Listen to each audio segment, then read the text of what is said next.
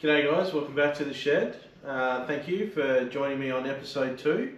This time around I thought I would do a bit of a walk around with the 1M and detail the car as it stands, things that we've found so far in terms of damage and things that require repairing, and show you guys a list of the plans that we have in place for this car and getting this car back out on track. I'll also try and detail a little bit about what makes a 1M a 1M rather than the regular run-of-the-mill 135 turbo. There are a few things quite unique with this car that share things with the E92 M3, much less so than the 135i. But yeah, those things will come up as we walk around the car. Alrighty, as you can see here, there's a little bit going on with this corner of the car. The car itself is meant to be BMW Alpine White, but you can see here we've got a Valencia orange front guard and a Marina blue bonnet along with the white front bumper. So the plan for us here, we're a little bit undecided as to whether we're going to paint everything that's not Alpine White back as Alpine White, or we're going to try and find a vinyl wrap that is as close to Alpine White as I can find, and then perhaps overlay a bit of a theme or a race livery down the back side of the car.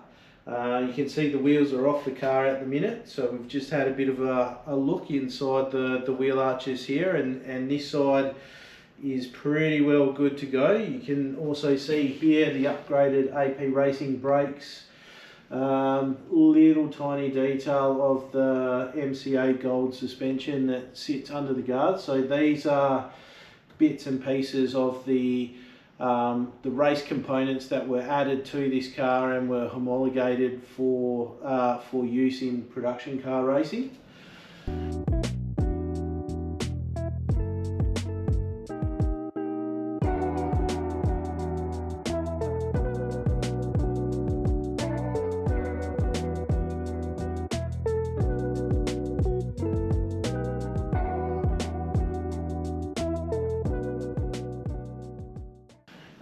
Going further back, we've got normal 135 mirrors, which will likely get replaced with the genuine 1M mirrors.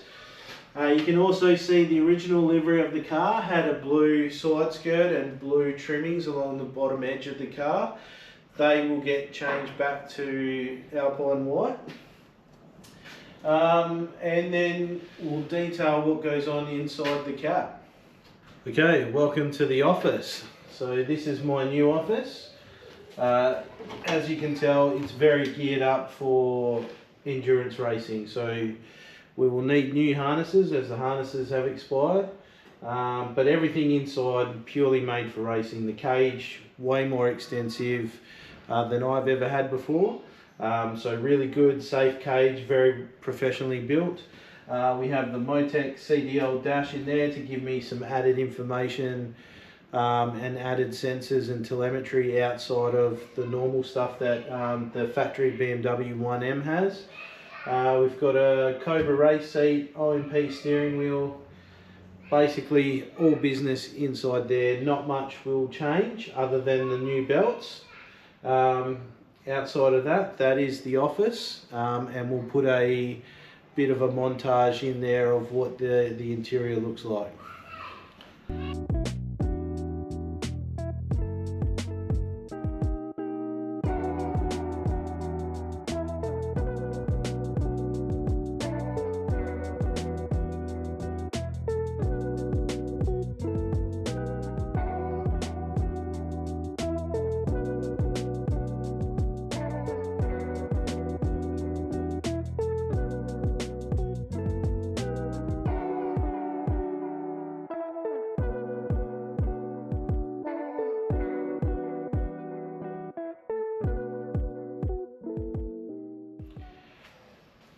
Rear suspension wise, the 1M is pretty much factory E92 M3.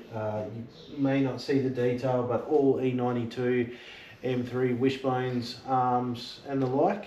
We have KW variant 3 rear coilovers in the back, Now these shocks originally were factory KW variant 3s. They were deemed too stiff for Australian tracks and Australian conditions, and so these ones here in particular have been revalved and set up by Glen Seaton Racing over in Queensland. Basically custom valving, custom setup specifically for Australian or East Coast tracks. So we'll see how these go over here in WA. Alrighty, now we're onto the boot, and this is where it starts to get really busy, or at least busier than factory. Here we have the refueling setup. So this is for a 100-litre fuel cell, very endurance racing orientated. So we have a fill and a vent nozzle. Not quite sure what we're going to do with this setup. So if you've got any suggestions on how to make this work, how to make the jerry cans work with this setup, please drop a comment and let us know. We've also got all the ancillaries for endurance racing are all powered, fused, and have all the relays sitting in the boot here. Future down the track, we're likely to neaten a lot of this up with a PDM module, just to try and make it a bit more reliable, a bit easier, a bit neater. But yeah, a lot of things going on. Fuel filters, batteries, the whole works. Really going on in the boot. A lot in there.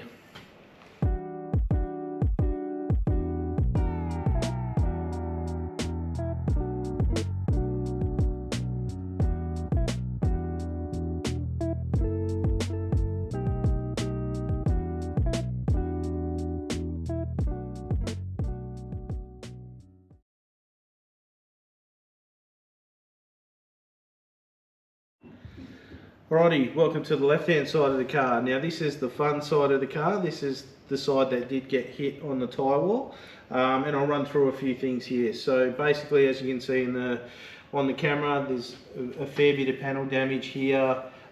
This, believe it or not, has been improved a little bit. We've managed to pull a few of the dents out, but also what makes this a lot more unique, being a 1M, the 1M is at least 50mm wider than a factory 135. So in saying that, the replacement panel for this is super expensive, which is why we're going down the route of trying to dent repair and salvage the panel that we've got. You can also see on the quarter panel a bit further down, we've got a few more crinkles and a few crinkles around the wheel arch. This is all stuff that we are going to attempt to repair and get straight as much as we can. And then undecided at this stage, again, like the front of the car, whether we're going to repaint or vinyl wrap this. At the end of the day, the ultimate sort of end goal for this car is to have a bit of a race livery down the back 3/4 of the car. What that looks like, I'll try and reveal that a little later on in the piece, probably in another couple of episodes or so. Same thing again with the side skirts, the blue going to get changed back to the Alpine white, and I'll take you to the front quarter panels now.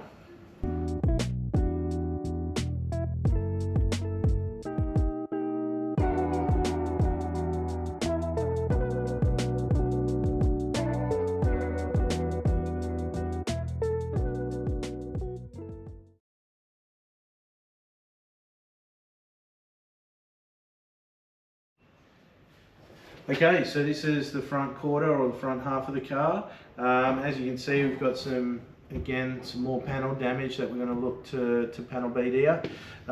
Again, what looks to be a run-of-the-mill 1 Series door. The doors are unique on a 1M versus a normal 135i, so we're going to try and save this as best we can.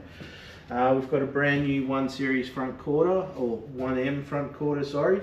And again, same as the rear quarters, the 1M front quarters are a good 50mm wider, if not more, than a factory 1 Series. So super unique in terms of the front guards.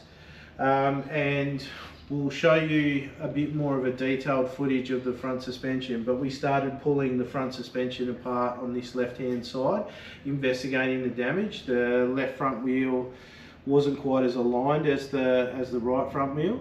and upon investigating we found a bent lower control arm, bent tension rod, bent tie rod, and a few other things that really make the repair interesting, but also are quite simple items to obtain, of which we've managed to get a lot of those items from the US already, in anticipation for swapping them out for new.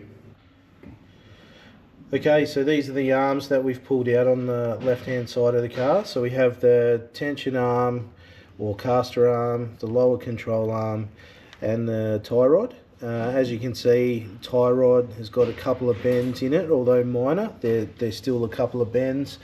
The lower control arm is really bent compared to what a factory one looks like. And this caster arm, we're not quite sure whether it has a bend in it or not, but we're assuming that it's not straight. So we'll change that one out for a new one whilst we're changing the other two.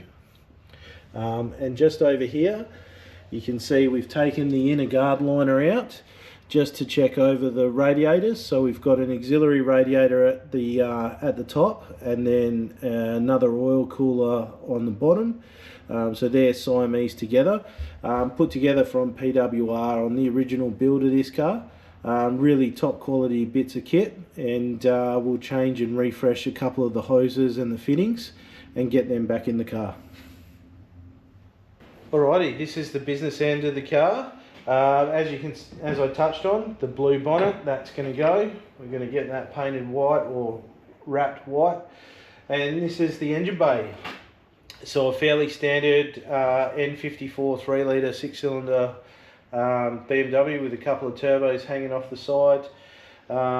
Couple of interesting things. These here are the external reservoir canisters for the front shocks, the MCA Gold shocks. We have our fuel sampling dry brake setup. 3 production cars have to be able to have their fuel sampled to ensure that the fuel is kosher and all above board. We have our data logging for our boost pressure. Again, a 3E production car ruling to data log the boost. We have a set boost amount that we're allowed to run with this car, so that keeps us in check, so we're not over boosting, getting too much of the horsepowers. Largely everything in here won't get touched or changed. We'll leave the engine fairly factory. We'll tune her up, get her running, making sure that the engine runs sweet, the tune's in check, and everything's pretty reliable.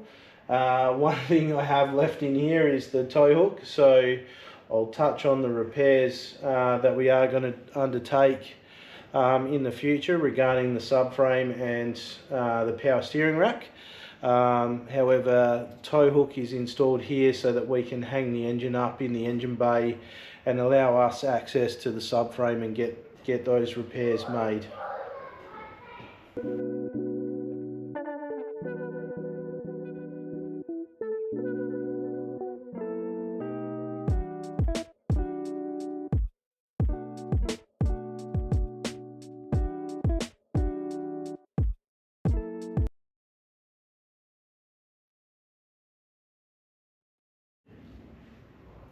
Alrighty, and just to finish off on the front bumper and the headlights, the bumper when we originally bought the car wasn't really nice fitting, obviously due to the impact damage that it's had. Looking over the bumper, there's a few tabs and the like that are damaged. So given that this is a 1M bumper, a little bit more difficult than a normal 135 bumper to obtain. So we'll go through and try and pull this one off, try and plastic weld or repair the tabs as much as we can. We'll also give the headlights, which we've already started, giving the headlights a bit of a restore and a bit of a touch up to try and clean those up, get those fitted up correctly, and really neaten up and square up the whole front of the car and really have the bodywork looking as best a shape as we can as possible before we get it out on the track and get it out there for its first test day. Righto, so we'll finish off this video with a run through of the list. As you can see, we've got quite a bit of stuff that we've found already as damaged, and then starting on the list of parts to have ordered in or parts to replace. It's looking pretty long at the minute, but there are a few items with a tick next to them. So we have got a few things on order or on their way. So thank you very much. Thank you very much for the walkthrough on the car, and like and subscribe if you are enjoying the content of this channel. And likewise, if there's any suggestions, anything that we can do better, anything that you guys can help out with, or if you want to jump on board with the restoration project, please drop us a line or send us an email. And thanks again, and we'll see you on the next one.